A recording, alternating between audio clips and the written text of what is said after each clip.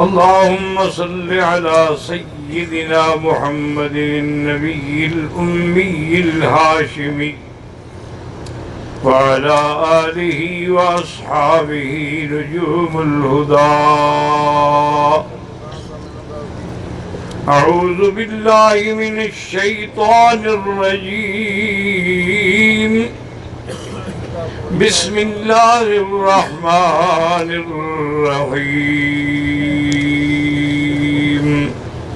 رب اشرح لي صدري ويسر لي أمري واحلل عقدة من لساني يفقهوا قولي.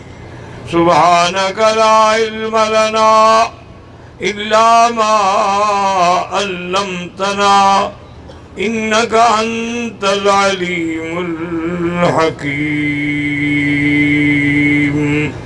برادران اسلام، جو مسجد اجابہ وہ اب بھی موجود ہے.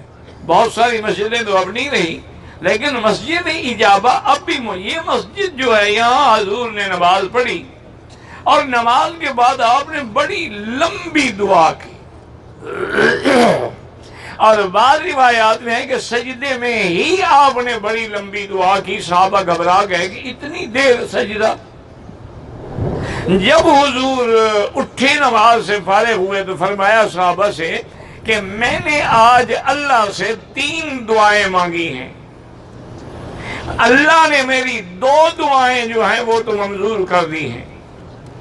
ایک دعا تو میں نے یہ مانگی کہ یا اللہ میری امت کو کسی عذاب خسف سے یا غرق سے ہلاک نہ کر دینا جیسے پہلی امتیں ہلاک ہوئی. اللہ نے میری یہ دعا قبول فرما لی ہے.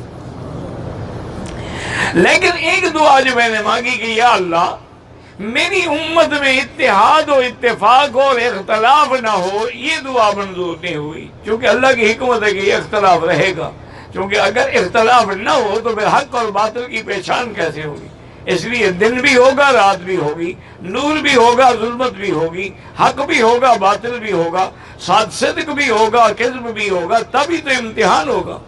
اگر ساری دنیا میں صرف صدق ہو تو امتحان کیسے ہو سکتا ہے؟ اس لیے اس مسجد کا نام مسجد اجابہ ہے.